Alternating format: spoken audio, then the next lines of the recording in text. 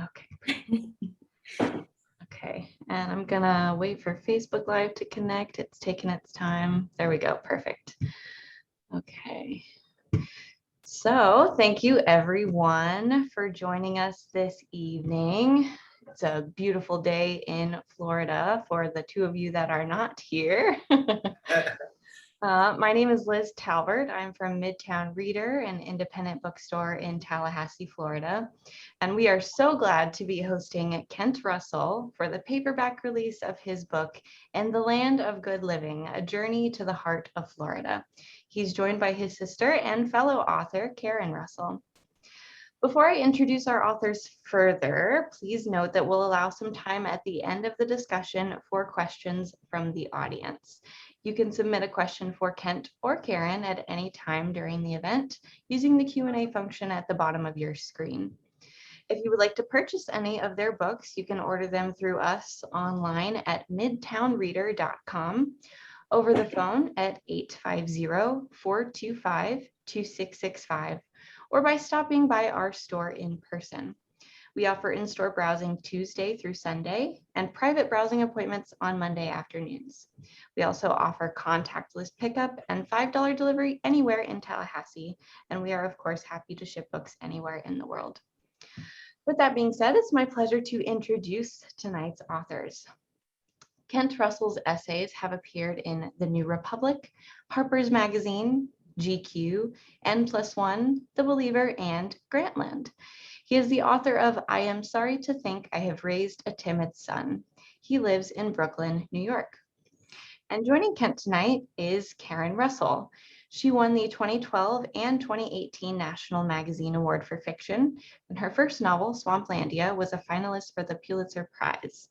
She's also the author of the novella Sleep Donation and the story collections Orange World and St. Lucy's Home for Girls Raised by Wolves. She's received a MacArthur Fellowship and a Guggenheim Fellowship, the 5 Under 35 Prize from the National Book Foundation, the NYPL Young Lions Award, the Bard Fiction Prize, and is now a former fellow of the Cullman Center and the American Academy in Berlin. She lives in Portland, Oregon with her husband and children. And now a little bit about Kent's book. In the summer of 2016, Kent Russell, broke, at loose ends, hungry for adventure, set off to walk across Florida. Mythic, superficial, soaked in contradictions, maligned by cultural elites, segregated from the South and literally vanishing into the sea, Florida, or as he calls it, America Concentrate, seemed to Russell to embody America's divided soul.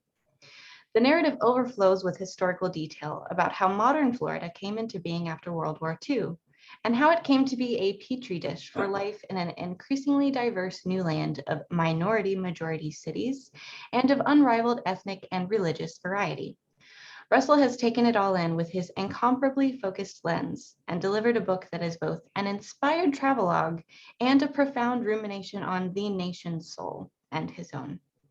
It is wildly vivid, encyclopedic, erudite, and ferociously irreverent, a deeply ambivalent love letter to his sprawling, brazenly varied home state. Kent and Karen, thank you both for being here tonight. And now I'm going to hand it over to you, Kent. Wonderful. Yeah, thank you guys so much for having me. Thank you, Karen, for being here. I believe it's like contractually stipulated on my diploma from the University of Florida that whenever I'm interacting with anything to do with Tallahassee, I have to just say, go Gators. But yeah, I think Karen and I, we thought that maybe I'll just begin with a short little passage here that I'll read. Excuse me. It begins pretty early on in the book, and it has to do with one of my traveling companions is a very amiable Canadian man named Glenn, who, unlike many Canadians, actually had zero experience with Florida, not even as a snowbird. So I had to not only convince him that we should do this trip because Glenn himself was a kind of struggling documentarian and he needed a new idea, but I also had to educate him as to what Florida actually is and why he should be excited to, just delve into it. So without further ado, first I had to enlighten Glenn, which was easy enough, since every native Floridian, regardless of occupation, happens also to be a psychoanalyst of our state. This is because people, when they find out one of us is actually from the place and they see that our eyes are clear and we don't twitch involuntarily like a sleeping pack animal, tend to take us by the arm and wonder earnestly, just what is the deal with Florida? The deal with Florida, I told Glenn, is the charlatans and lunatics and Snapchat famous plastic surgeons. It's the Ponzi schemes, the Byzantine corruption, the evangelical fervor, and the consenting adult depravity. It's the seasonless climate, the lack of historical consciousness, the way in which this nation's unctuous elements tend to trickle down as though Florida were the grease trap under America's George Foreman grill. It is the bath salts. It is all of the above and more on top of that. Its name means feast of flowers, I explained, but what Florida has come to connote is hucksters, boosters, and fly-by-night mountebanks, carpetbaggers, chicanerers, and sales fellows who grafted the American dream onto strange roots in sandy soil. These rule breakers and rainmakers constructed modern Florida within the last 70-odd years. They were able to do this because, unlike those of Hawaii and California, Florida's plots were bog cheap. Its taxes non-existent, and the flat, empty canvas of its peninsula allowed for the projection of any and all fantasies. Every single day since 1950, about 1,000 people have been lured to Florida by its chimerical promise. Several hundred recent arrivals also flee every day, repelled or disillusioned by what they've found, but we needn't trouble ourselves with them. And in an astonishingly brief span of time, Florida has grown from a backwater of 955,000 mostly white, mostly rural, mostly southern-born inhabitants to our third most crowded state. Its population of newcomers is more ethnically, racially, and religiously diverse than the United States itself.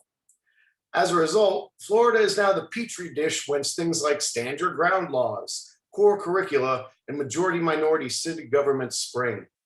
It's where fabulous wealth, natural splendor, and unfettered desire intermingle with systemic poverty, inequality, violence, and addiction. Growth here is pegged to housing and defense industries, the largesse of corporate giants, the fairy tale of expansion in perpetuity. And yet, for all of the rhetoric about entrepreneurship, global convergence, and affordable mortgages for all, everyday life in Florida is still tied to the service sector, is still a perilous, debt-ridden existence stitched together from the shreds of part-time shifts. Oh, and also, the rising seas caused by global climate change will wash over this state within 100 years, and we're still selling the dream, still hawking waterfront condos as fast as we can build them. This is vulgar and despair-inducing, Glenn offered in reply. Yes, fine, whatever, I said. But know that the vulgarity and despair exist only because of the rest of the country. Florida is a pure creation of others' demand. It is a reflection of the hopes and wants of America at large. Florida's retirees, its vacationing families, its Araviste millionaires looking for second homes and tax havens, to say nothing of the losers and dreamers and petty criminals who drive down the map in search of orange groves, smoking rivers, and third chances. These people are us. There's a simpler way to put it, I said. Florida, America concentrate. Glenn was aboard. Noah aboard. They made peace with their wives. I found a subletter. Together we emptied our savings accounts, rainy day funds, and IRAs. We applied for new credit cards. We Skyped to plan, ostensibly, but mostly we giggled. Finally, in late August 2016, grinning as though expecting our bluff to be called any minute now, the three of us convened in Atlanta, where my uncle lives. He'd agreed to drive us to the Florida-Alabama border. My uncle was in fact a little disappointed that we hadn't invited him along, for my uncle is something of an adventurer himself, albeit a real one. Guy used to compete in Ironman triathlons and has thru-hiked the likes of the Pacific Crest and Appalachian Trails. When he got his first look at the three of us, though, at the Dunwoody MARTA station, snapping our fingers at one another's crotches while wearing basketball shorts and shower slides, the guy wires supporting his smile snapped. He insisted on taking us to REI post-haste. There, he perched upon a hunting stool and tried to slacken his cramp of disgust. We'd need these kinds of underwear, he said, in actual packs, not camera bags, which Glenn had brought along. We got to get this, I said, extending and collapsing a retractable baton in the self-defense aisle. You try to use that against a criminal, Noah responded, and it for sure is going to end up in your butt. My uncle ordered us to march a few laps around the store while wearing our loaded packs. Doing so, I caught a glimpse of myself in a full-length mirror. Friend, let me tell you, I am built for the sartorial generosities of sweater weather. My training regimen leading up to this trip had been mash out 30 minutes on the elliptical machine, hit the bar, use customer rewards points for Papa John's on the way home. Like a functionally alcoholic baseball player rolling into spring training 20 pounds overweight, I figured I'd play myself into shape. Honestly, I'd put more effort into my lustrous shoulder-length mullet. RIP, by the way, it was beautiful. The next day, we piled into my uncle's SUV and drove to Florida's westernmost border. Along the way, Noah and Glenn took the opportunity to size each other up IRL. I'm sure they also took note of the different versions of myself I presented when addressing one guy and then the other. But since I cannot abide being an interpersonal go-between, sink or swim, my dogs, I turned our attention to a paper map of Florida whenever possible. What's your budget per day? My uncle asked from the driver's seat. We stared at him blankly. What about per week? He tried again.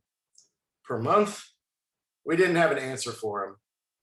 How many miles do you have to walk per day to meet your deadline? The three of us turned to one another, shook our heads, shrugged. Mid-afternoon, we pulled up to the Floribama Lounge, a debaucherous indoor-outdoor Hooverville that straddles both states. We sat down, had a beer. I'll be staying the night in Gulf Shores, my uncle said. So if you change your mind, there's no shame in that. We cinched our packs and said our goodbyes. We clomped through a deckside bingo game on our way to the beach. Dropping onto the fine grain, we took our first small steps as effortlessly as astronauts on the moon. For 100 paces, we were away and floating. Then Glenn said, I suppose I should be filming this. We turned back. By the time we'd made it 100 feet past that, we had concluded that walking on shifting sands with 45-pound packs on our shoulders was the worst possible introduction to our odyssey. We moved to the two-lane highway running east-west through Perdido Key. We plodded past grim hotels and fried fish shacks. Noah tried scooching over to the weedy, sloping, safer turf abutting the road's narrow shoulder. Thrice in the span of a mile, he shrieked when his foot sank through the soft detonating pad of a red ant landmine. The third time this happened, he jogged into the scrub, kicked like a chorus girl, fell over, and needed help returning to his feet. Quickly did we learn that it was impossible for us to lower our heads and trudge mulishly. We simply needed to look into windshields. A watched pot never boils. Likewise, a motorist made eye contact with won't knock my lungs out of my mouth, or so it seemed. How many drivers do you think have passed wondering if this is a gun in my hand? Glenn asked, scanning the horizon with his 4K camera. We cut across parking lots where many pairs of warblers were chasing one another in dipping synchronicity, like fine tango dancers. We spanned several bridges and reached mainland Florida just as the sun extinguished itself offshore. Our taffied shadows stretched farther and farther away from us until they dissolved into the mauve dusk. We turned down an unlighted stretch of highway. Our knees creaked until they'd locked our legs straight. We tottered on, if only to keep from pitching over. At last, a small Baptist church emerged from the timbered darkness. And I think I'll just stop there. It only gets worse after the first 5 hours or however many that took. So anyhow. Oh my God. I love hearing that. And it's like a special suspense for me, Liz, because obviously when he was on this walk, we were all terrified for months. This is a long time. Also, Mom, if you'll recall, Mom made me download some kind of GPS app where she could just punch in some kind of text message code and it would like geolocate me wherever I was. So I felt really bad and like was also thankful for like its, not total accuracy when like you couldn't be sure if we were in like the strip club or like the Denny's next door, or maybe, you know, when we were in the Denny's, you may have thought otherwise, but in any case, it added like a layer of uncertainty that thank God for. Well, I was just thinking about that GPS because I think that was reassuring to most of us. And then our sister famously said, "I'll wait for the paperback." And now that day has come. Yeah, there you go, Lauren. And also, who's to say I didn't just duct tape my phone around a stray dog and just mush it away, you know? But Yeah.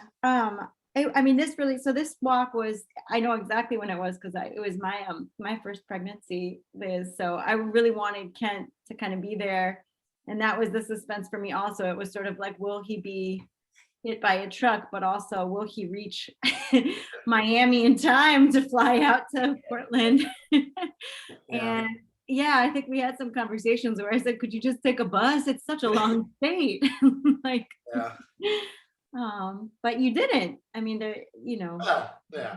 So far as anybody knows, but yeah, it was those earlier parts were truly awful, and in no way did I conceive of that as like, you know, there's a rich vein of walking literature where, you know, from anything like Wild to, you know, you name it, people walking across the country, a lot of like the suspense and like the personal development is centered upon like this arduous physical journey and how am I going to be able to meet it, and you know the various ways that journey like whittles you into like a new and sharper person, whatever. I wanted nothing to do with that. I didn't, you know, this wasn't a quest for, you know, plumbing my own depths or like doing a walk as a self-exorcism. I just, you know, wanted to write about my home state or wanted to make a documentary about my home state.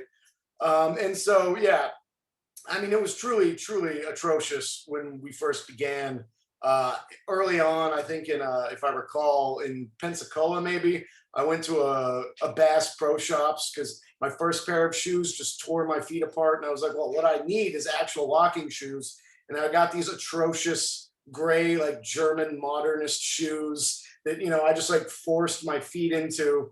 And, you know, it was like putting them into some kind of horror cocoon where like every day they would emerge these like new monstrous creatures where the skin would have just been like shorn off of them and, you know, just liquids suppurating and stuff. So it was, yeah, the first part, the first like walking through the Panhandle up until, you know, maybe about Tallahassee, actually. Yeah, after Tallahassee, things got a little better. And also there was like our first day of just not like 87 degrees with total humidity.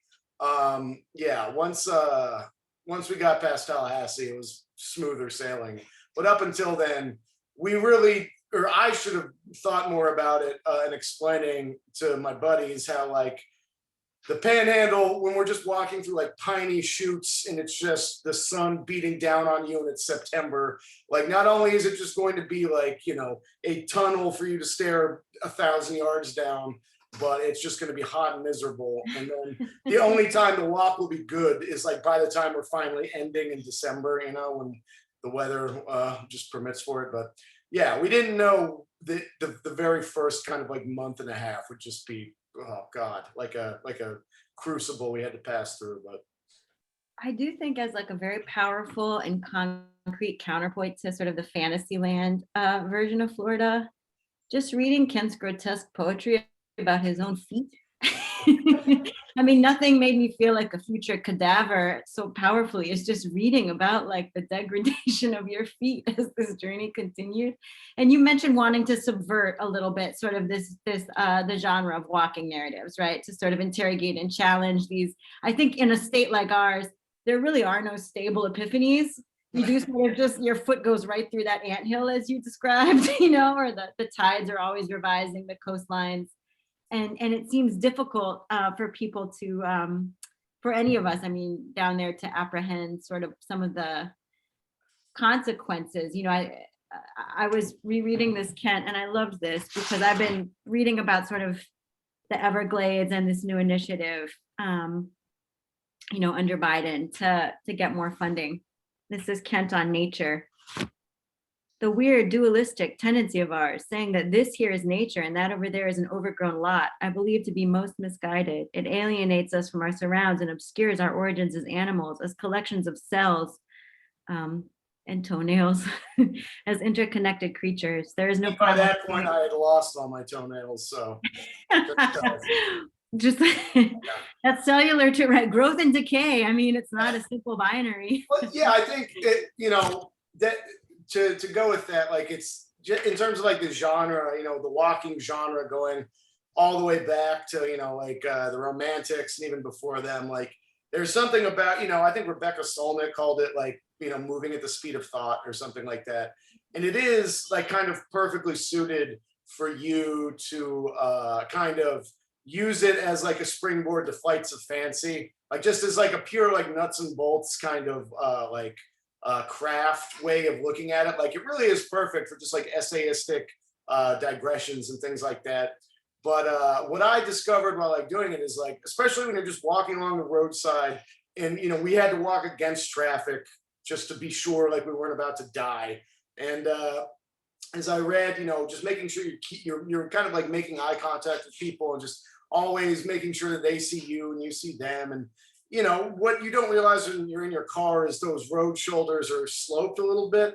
So you're like kind of hunched and your ligaments are doing weird things. And later on, we're pushing a shopping cart full of gear, which would have to like, torque. And it was just like a miserable experience, truly. And for as much as I would have wanted to have like, and I could have done more like flights of fancy, or if I wanted to kind of plumb my depths in a more memoiristic way, like technically I guess the opportunities would have presented themselves, but just the actual nature of this walking journey, you were never, like, to your point about being reminded that you're like an embodied creature, like you're not just a mind just kind of wandering around inside your meat suit.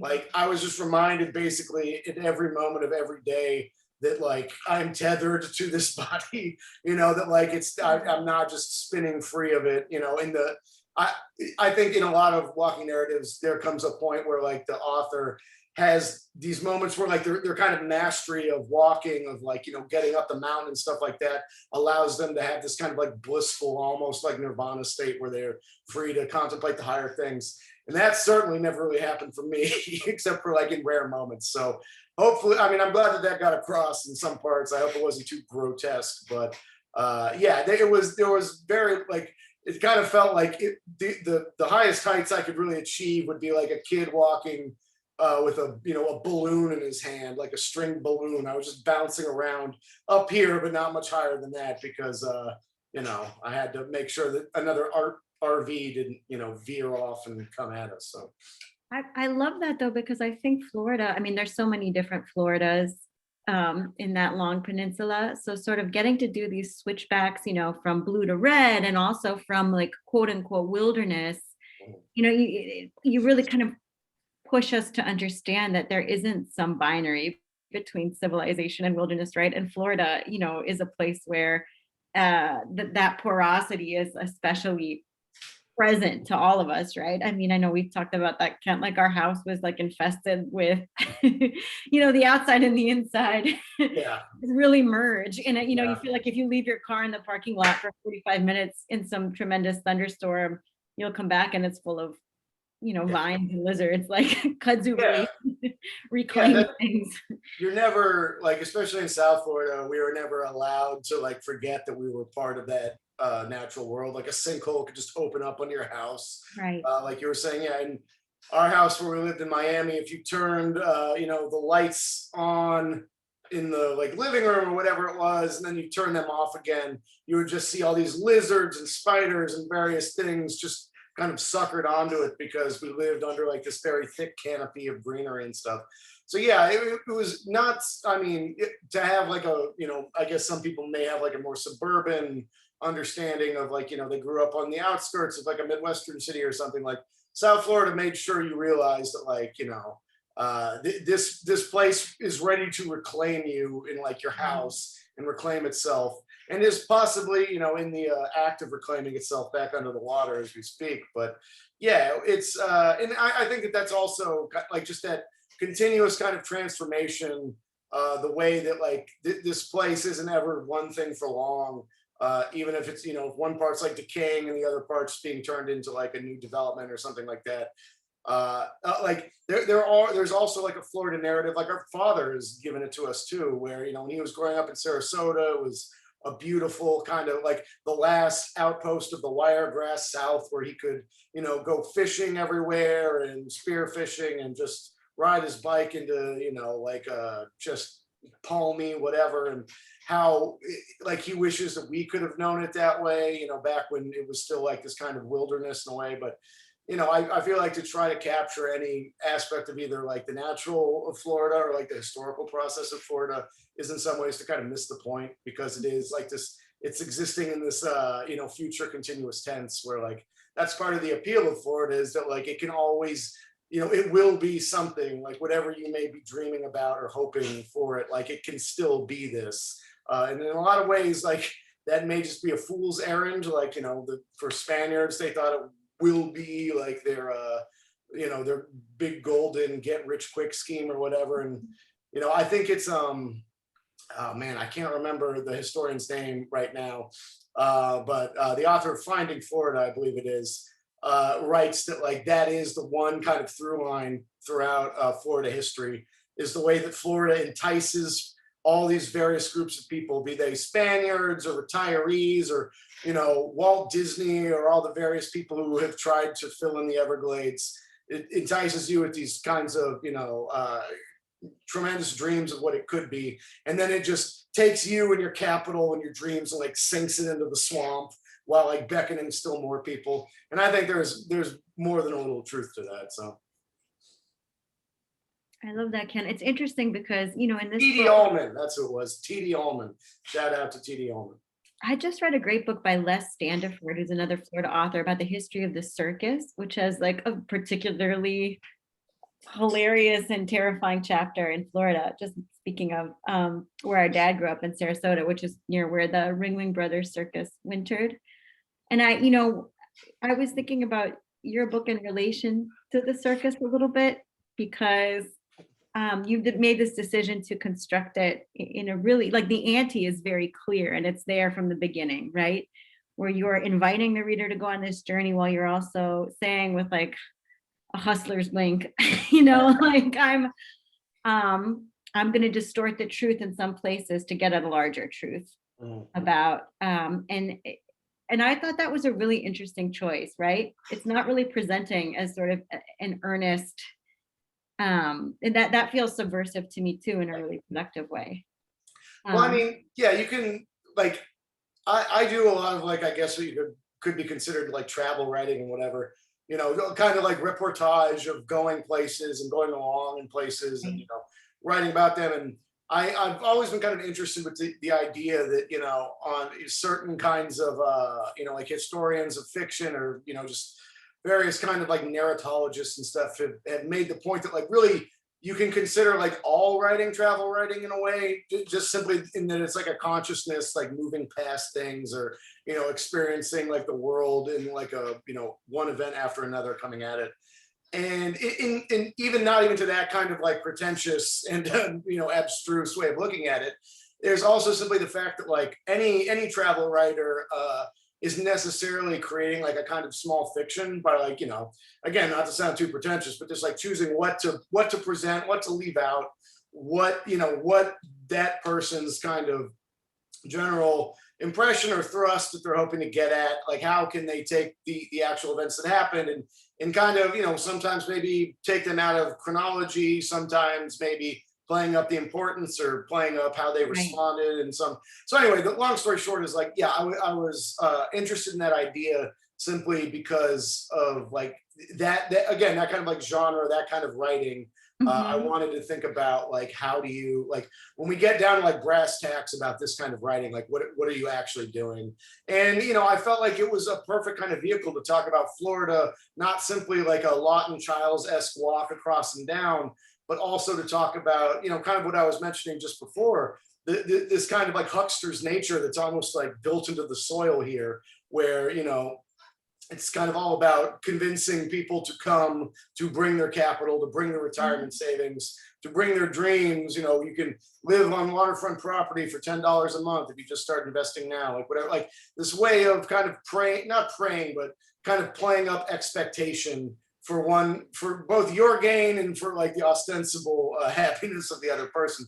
And I do think that you're doing that in some ways also as a travel writer, where you know the kinds of like expectations that people are going to have. If you're in Florida, people are going to want you to like, get some Florida man stuff going on, get, the wacky, dangerous, whatever their expectations are in Florida. So yeah, I think just inherent in like the form, and it was just to me like irresistible to match to like the actual content of Florida. I felt like I couldn't write about Florida in any other way without, kind of taking on that the trickster smirk and like a few kind of as they say of con men, like you're wisening the mark, so that kind of aspect of to my, to what I was hoping to achieve, I felt like had to be there. I love it because I think it really forces the reader into a very uncomfortable position where you're questioning basically everything that's being presented to you, right? And then so you don't have that uncritical faith that the dream runs on, in a way you are wisening the mark. And that's a different kind of suspense to sort of like consider what you wish to be true and what might actually be the truth. For me, I hope that the strip club sections, I just imagine, were all a fantasia. Oh, anthropological, just anthropological. But yeah, and also the idea of when you're writing about a place or you're trying to, write a travel narrative, you're kind of in some small way, I think, hoping to make that experience legible in the same way that it was for you, or like, that what you believe you experienced, or the important kind of like transformation, not only for yourself, but for somebody who comes to this place.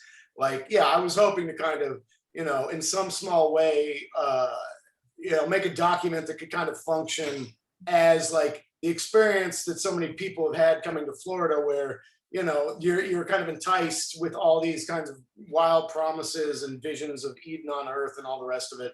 And when you get there and, you step out of the car and your ankles sink into the water on, what you thought was your dry piece of property. And there is this kind of like this, you realize, what has actually been done to you, but then like you kind of grin and bear it. And, you in the same way that like a lot of people who have been like conned or wizened or whatever, like look with great kind of satisfaction on other people being conned, where no one wants to admit that like, actually I have been had, and like there's some small measure of just kind of like you can keep your self-respect by seeing other people be had, and like making sure nobody kind of breaks that spell to watch the other suckers fall in. And I think that there is there's some parts of that in certain parts of Florida, maybe especially the Southwest part of the state, where there were all these developments and dreams of like the largest and best suburbs in the world and stuff. So yeah, I've always, this is a weird and aside and another pretentious one, but I've always loved Paradise Lost for the sole reason that like it takes like a reader on the journey of like being seduced by Satan, and then like everything that follows thereafter, and like then you need redemption and like all the rest of it. But the idea that the document itself could kind of like encode the experience that way, I've always been tremendously drawn to. So whether or not I succeeded, who knows, but that's what I was trying. What was really interesting to me reading this is your sort of awareness. You mentioned making eye contact with these people on the road. And I will tell you, Liz, that when I was initially like, well, what will be driving this narrative? Kent was like, Florida is the state with the most vehicular homicides. I was like, I don't think people are going to be turning the pages to see if you like just get flung across the highway. But I was, Yeah, it could have been like I was just going to say to your idea of sort of the disconnect between fantasy and reality, other people watching you fools, and you're like increasingly, I mean, you're like just three dudes pushing these rickety Rocinante, just different jogging strollers, and these. What I'm saying is, you're not a glamorous trio walking along the Dixie. But people really want you to embody some kind of freedom, right? People are honking for you and cheering for you because they perceive you as existing outside some kind of structure. I think they do. For some reason, they saw your flowing mullet and it was the freak flag of freedom for them. And in fact, that was not your experience at all, right? By the end of this. Yeah. Well, I mean, you should have seen Glenn had maybe like an hour and a half of just slow-mo bouncing mullet footage. That all of that, well, That's the would- ASMR yeah, megabucks you want. it That's was the channel. it was incredible. But yeah, no, I mean, I remember I first was kind of attracted to the idea of walking through Florida, or at least through certain cities in Florida, in almost back in 2011, I think, because I did see all those statistics, how like year in and year out, I don't know what the most recent one is, but I don't imagine it's changed much. Like the 4 or 5 most dangerous cities to be a pedestrian always are some order of, Jacksonville, Tampa, Orlando, Miami.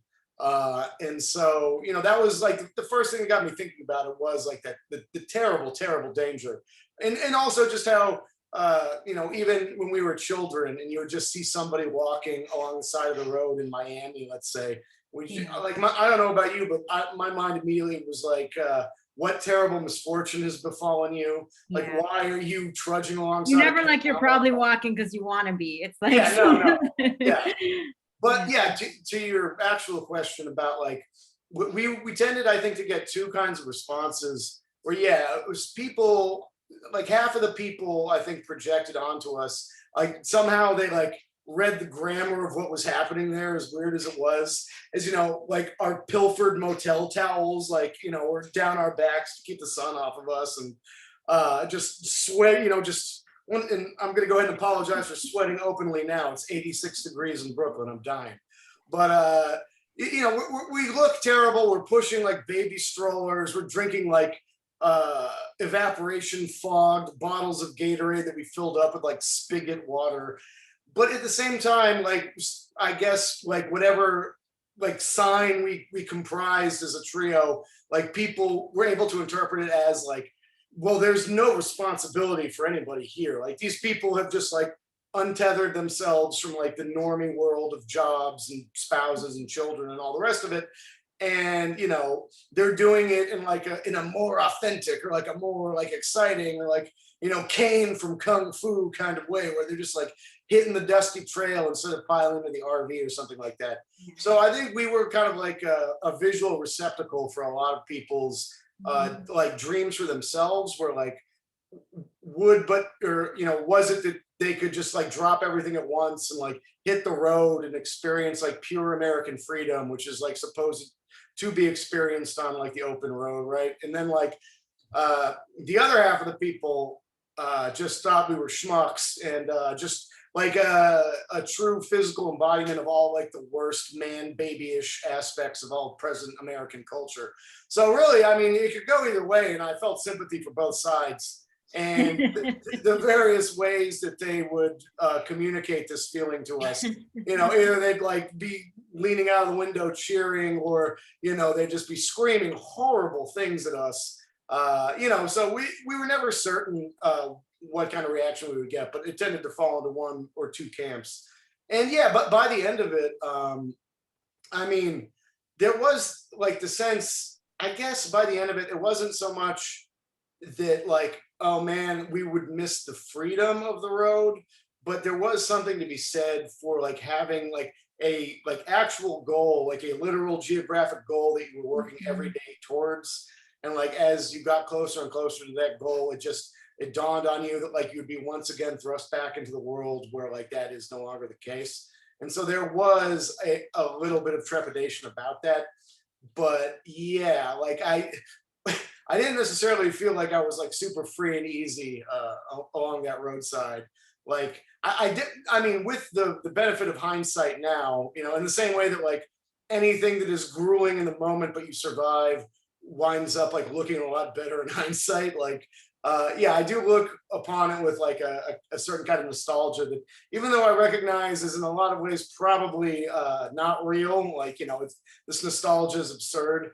Like there is part of me that's like, hey, what if this time we just walked across Canada, guys? Like there is that, because you do like to the people who saw freedom in us, like they are correct that like you are basically just like cutting all the guy wires that kept you in like your regular world, and now you're on this like one track going forward, and there's something like primally satisfying about that. But yeah. And then do you look at the naked face of your big toe and remember? Well, I mean, I don't know if it's I've like projected this in, it may be because of that Seinfeld episode where Jerry shaves his chest and then like it grows in thicker and itchier now. But like I'm pretty sure my big toe now is like that thick, or my big toenail, I should say. Like I can't, Karen, I can't clip it until I go to the Portland apartment where I can get mom's heavy duty clippers for dad. The little ones that I got at the CVS just like rebound off of this like keratin plate. I don't know what it is, but these things, God. I feel like you could stitch them into like, you know, armor for a king, and no sword would pierce it. I have to tell you, Liz, that this is like part of the lineage of the Russell family. My dad also is really a strange bard of his own foot aches and like maladies.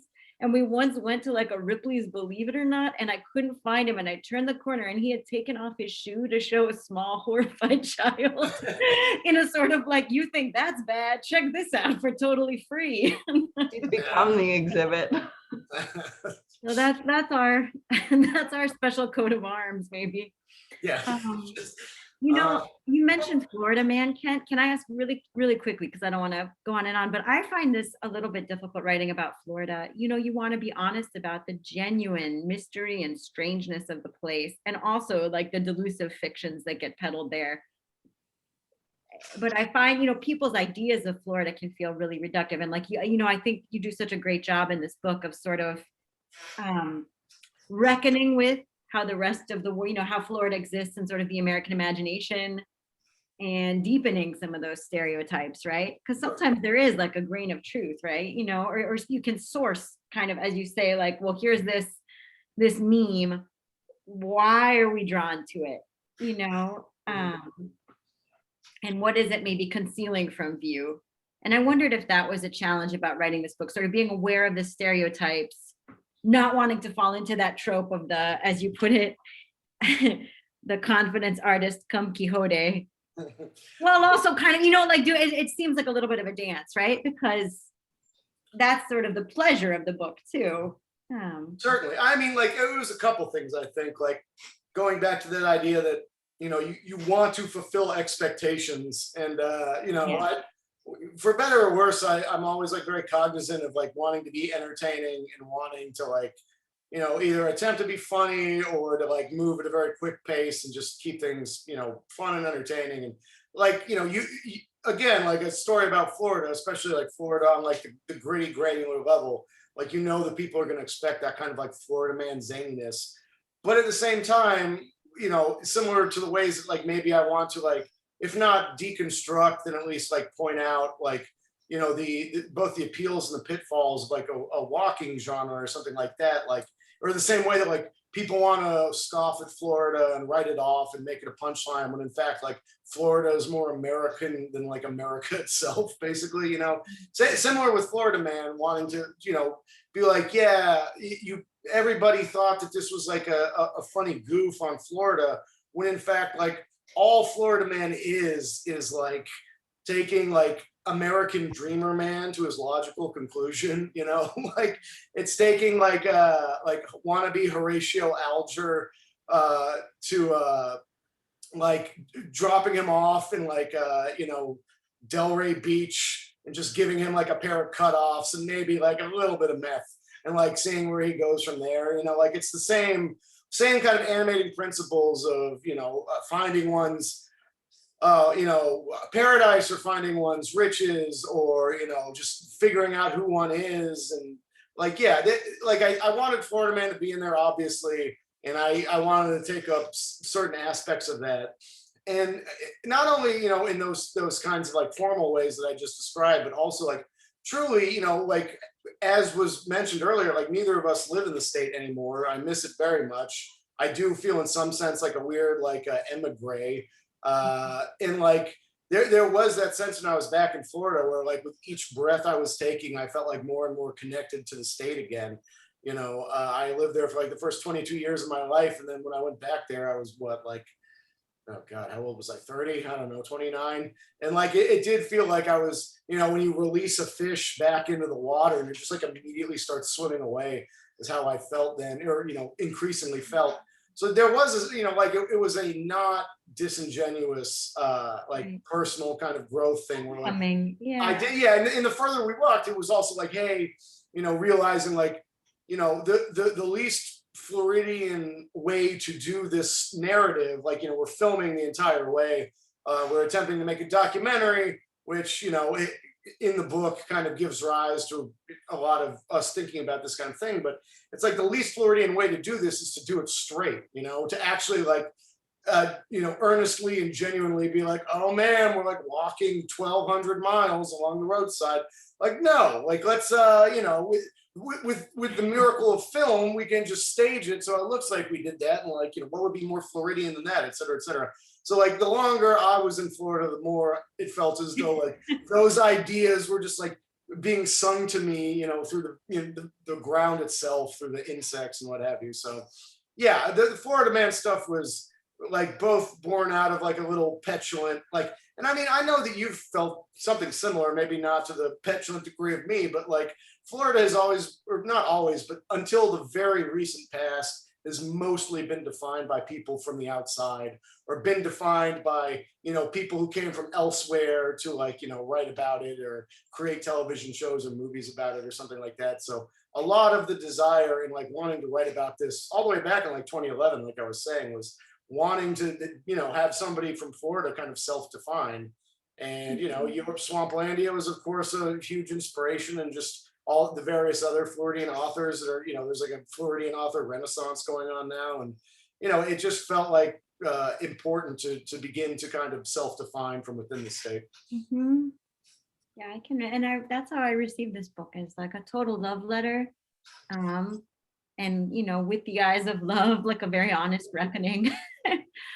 I remember that was my favorite photo from researching Swamplandia, Ken. It was just a farmer who had purchased land and had arrived at his, gotten off the train and was waist deep in swamp water, holding a pamphlet, that said "An American Eden," year-round growing season. So I think it was interesting. I'm sure you had a similar experience in a much more kind of physical way, retracing some of these, boom bust cycles, and I was working on that book during like the 2008 foreclosures. So it was, so you see sort of, it's frightening, actually, the iterative way that this continues to happen. Yeah, for sure. And yeah, I mean, beyond even that, like, I mean, you can see that, it's almost like the rings of a tree as we were walking along, especially the further south we got, where you could see like that boom bust real estate cycle, and especially in South Florida, how much that drove like the actual history of the place. Oh, But yeah. just in a more general sense, and like when you were talking about the various Floridas that exist throughout and across the peninsula, like obviously like there are three like meta Floridas you can talk to, like, Panhandle, North Florida, Central Florida, South Florida. But even within that, you can subdivide that, any number Mhm. of ways. And yeah, one thing that I tried to impress upon other people and found really interesting when I was actually doing that walk is, in a lot of ways, like you're walking through the actual like history of the United States as like you walk, further and further south along Florida, from like an actual like rooted place, that has like deep history in the Panhandle, and is more kind of like analogous to the South than anything else in Florida is. Walking further south into like, mid-century or mid-last century, like American optimism, Walt Disney, kind of atomic age, in all the ways that could go wrong and did go wrong. And then, winding up in Miami, where you're basically on like the bleeding edge of like, the American experiment, and just what like the future can look like. And far more so than like a city. I mean, like, I think Houston as a city is kind of similar to Miami, but like compared to like in LA or in New York, like Miami, to me, I think looks a lot more like, a place America could go. So yeah, it was, I mean, to me, that was also tremendously exciting about writing about tremendously exciting to be writing about that in this book, is like, it's not just Florida. And like I was saying before, Florida is kind of more American than America itself, because it is this like concentrated little history of America, that I think it's Kelly Link, right, who says Florida is California on a trauma budget. And like, yeah, Florida, it's the same kind of relationship with America. And so, maybe I didn't like the formal opportunities to digress that walking presented me, but like I love the opportunities that like Florida allowed me to kind of wax poetic about America at large. So. Awesome. We do have about 10 minutes left of our allotted time. So I wanted to go ahead and open up to questions from the audience. If anyone has questions, feel free to pop those in the Q&A button down at the bottom of your screen. And while we are waiting on those, I actually have a question. I'm curious, Kent. So you said that you guys filmed this entire trip. Is that footage ever going to see the light of day? Or? Yeah. Well, we would joke along while we were walking along. Yeah, there's like, I'm no film guy. My friend Glenn was like, yeah, there's hundreds, if not thousands of hours here. Like I would have to hire multiple assistants to help me like parse what was actually usable. Because for him also, this was like the way he kind of rationalized going on the journey itself was that it was like a crash course, like film school. He had been like a producer and still is, but like this was his way of like learning how to like make a documentary. So probably for the first like 20 days, like who knows if he was even like turning the sound on or whatever, and so he was like, yeah, I would need like a lot of help to go through this and find like what's usable and what isn't, et cetera. But also like we would have to make them sign like the strictest NDAs, not to like out us as like just, the lamest bros in the world as we're walking along, just like creating our own, like spinning off like fart operas as we walk along and stuff like that. Just, and the way Karen actually, before I went on this trip, she was like, you do realize like, like weird loner that I am, I've never spent this much time like in total close contact with other people. And like, this will be like, both challenging for you, but doubly so for them. And so like the film that exists is kind of like this document of like, just everybody, it's like a very fun, like, blossoming friendship, but in that same way, there's just like weird non sequitur nonsense, and like growing trust in one another and like inside jokes and just the stupidest shit imaginable, basically. But yeah, the footage is there, and Glenn is, now he has 2 kids of his own. Very happily married, living in Toronto. But he's like, yeah, if I ever feel like I'm comfortable with like just throwing away my burgeoning career, like I will release this footage. So, it's his call. I would love to see it because it's true. It's almost unimaginable to the rest of the family. It was like a high wire act of sustained intimacy. just the tent, the physical confines of the tent. I mean, yeah, it's there, it's somewhere, it's on a lot of hard drives. I've had people, like people have asked to see like snippets, and old Glenn gets very defensive and protective about it, and I have like maybe like 10 clips of like just the hardest to watch stuff I could even imagine, like me on a shrimp boat with like a disgusting puby beard, just like squinting into the sunlight, my face raw from the sun. It's just, it would be like, you could probably, I would find it interesting to like auction off that footage if anybody would even bid on it, and then watch somebody else try to craft a narrative out of it, because that's the only way, we're way too close, and like, we wouldn't be able to actually, throw any of that stuff out like hoarders. So it's there, but whether or not anything actually comes of it. Maybe it'll be sort of like a Koanisatsky style montage, just the mullet and then like the land crashing into the sea. Chanting as we vomit from exhaustion. I'm pulling off my toenails. The hurricane. It's a beautiful thing. Oh, okay. Well, I think we've got time for one more question. I am curious, are there any places in particular that you wish you could have visited, or anywhere that you would like to go back and visit again?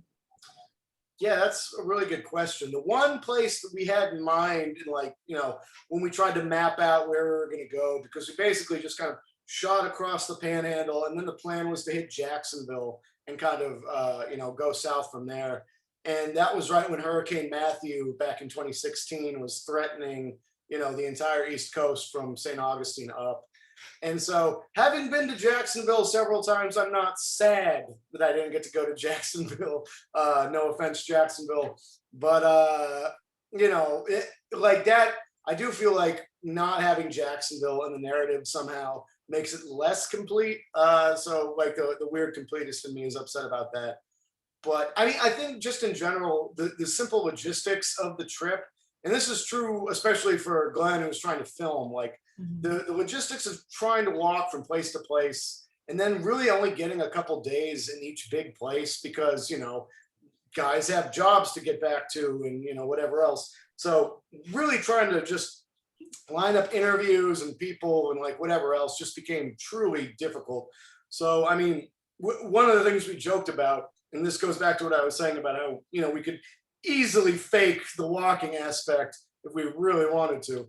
But like going back and like reshooting the documentary, like what would be more Floridian than going back, not actually walking because we did that once and realized it sucks, but actually like going back, pretending that we did and spending like 10 days in each spot and like really nailing it. Like that would be ideal. But as it was, as like an actual like cinema verite, like guerrilla documentary, every place, to answer your question, is a place that we should have gone back to and actually done some stuff at. But yeah, it was,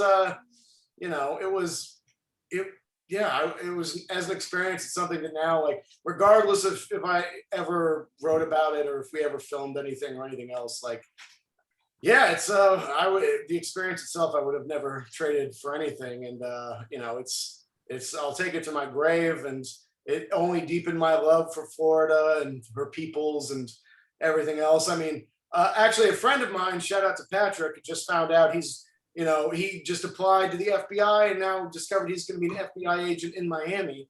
So I can't wait to go back down there and solve crimes with him. Maybe that can be a new book. Like a buddy cop series. Yeah. So, that now, I'm just now naturally drawn back there. Who knows if I'll ever wind up back there. Karen, I know you don't want to go back there, but I definitely want to go back to Miami. I miss Miami every day. One of my sorrows is that we haven't ever gotten overlap at the Miami Book Fair, which was like the Valhalla to us as kids. Yeah. It could have happened this year, I guess, or last year if it weren't for COVID. I would love to go. I wouldn't, it's funny that you mentioned wanting to go redo the whole walk, because I was just laughing, re-looking at this book at Plant City. I got nothing. One of the shortest chapters. Yeah. I mean, there were very nice strawberry fields, but all I remember is like laying on the grass outside of like some small, like not even a grocery or not even a gas station, but like a general store, and just staring up into like this heavily insulated gray sky and just being like, what am I even doing here? But yeah, got very good Sonoran hot dogs that night though. So shout out to that place if it's still around. I don't know, but very nice. We did get one question from an audience member. Speaking of coronavirus, Bartholomew would like to know your feelings on how we are approaching risk in the coronavirus era in light of how much of your work focuses on people taking big or weird risks like snake handlers or juggalos or your walk. All right, Bart, Jesus Christ. Hey, Oscar. Hello, my man. Well, in true American fashion, I'm going to go ahead and say I'm not going to comment on however else anybody chooses to approach risk. And I know this is much to Karen's great chagrin, Ada's too, probably. But I've kind of made a career, or if not a career, like a living on just doing the dumbest possible things and taking the stupidest possible risks like this walk. And, I keep waiting for the moment that I'll not want to do that. Hey, who gave you that Leonardo, Oscar? Me. But yeah, no, I'm going to continue to approach risks in the dumbest way possible. There's something about just, there's something about just approaching that in like a writerly fashion and wanting to approach it artistically that somehow like just makes me not even think about the actual like mortality involved. So yeah, like I mean, if somebody, a buddy of mine who's also a Harper's editor was just texting me and being like, "What kind of dumb and dangerous thing do you want to do now?"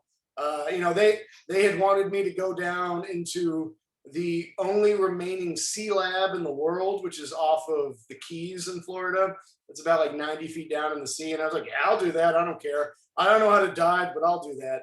Like, yeah, it's using my own dumb self is kind of like an entree into you know, circumstances or like adventures or like whatever else. Like, I'm sure one day I'll not want to do that, but I'm still relatively healthy and can't say that I'm young anymore, but whatever, you know, bring it on. So, I mean, yeah, everybody else, coronavirus stuff, you know, that's me as a writer, your business, me as a writer, like I'm going to continue to be just dumb as hell. So thanks, Bart. Maybe don't follow Kent's lead. It's the Yeah. I know. Oh, yeah, I'm don't telling him don't when you look to write- me for public policy, people. I'm not here to, you know, I'm no Dr. Fauci or anything, but if you write fiction, you can take these risks relatively risklessly. You know, it's not keep, you know, yeah. you go in the bathysphere of the mind. Yeah, no, sadly I lack that, like the generative capacity that you have. I have to actually like see my or experience my physical suffering to imagine it, because otherwise it's like a true doofus. I'm like, how bad could it be? And yeah, that's when I have to like peel the flesh off my hip and be like, oh yeah, that bad. That's how bad it is. So Our friend Rivka pitched Kent on embedding in a daycare for a week. She was like, he should just yeah, that should be his next. that's That'll be far the more. next I'm documentary. not ready for that kind of harrowing activity, but yeah, if you want to like send me to the depths of the sea, whatever, fine. Put me in charge of babies, no way. Awesome. Well, thank you so much for joining us. It has been an absolute pleasure. And I hope all of our viewers enjoyed this as well. So don't forget to go out and buy In the Land of the Good Living. This is the beautiful hardcover, but it is now available in paperback. All right. So thanks you both again, and everyone have a good night. Thanks, Thank guys. you Love you, so much. Kent. Thanks Everyone love you again, too. Liz. All right. Thank you guys.